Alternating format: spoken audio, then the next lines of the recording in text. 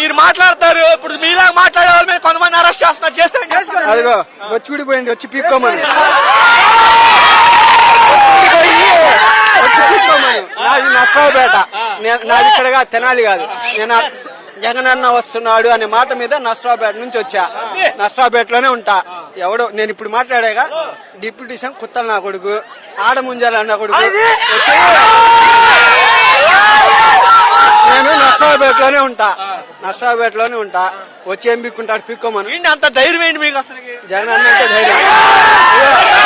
బొచ్చు కూడా పీకలేమన్నావు. అవును, నీ బొచ్చు కూడా ఎవరు పీకలేరు.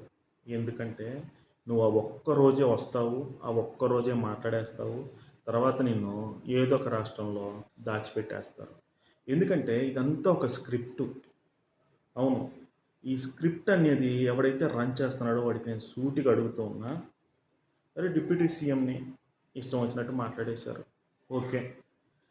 వీడి బొచ్చు కూడా పీకలేరంట. అసలు వీడికి బొచ్చు ఉంటే కదా పీకడానికి.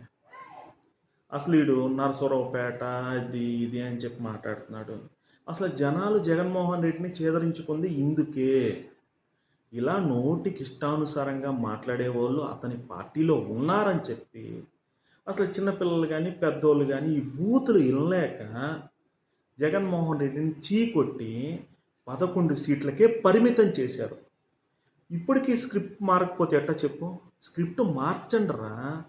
పక్క రాష్ట్రాల నుంచి ఈ గంజాయి కేసుల్లో వాటిల్లో పారిపోయిన వాళ్ళు ఉంటారు కదా, వాళ్ళని తీసుకొచ్చి నా బొచ్చు పేయలేరు, అది చేయలేరు, ఇది చేయలేరు అంటే అసలు జగన్మోహన్ రెడ్డిని చీకొట్టడానికి కారణమే ఈ బూతులు.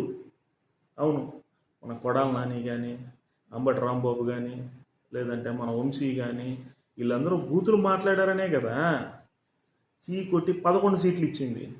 ఇప్పుడు ఆ 11 సీట్లు కూడా రానిర్రా మీరా? మీ గంజాయి బ్యాచ్ అంతా చేరి పాపం ఆ జగన్మోహన్ రెడ్డికి 11 సీట్లు కూడా రానిరు.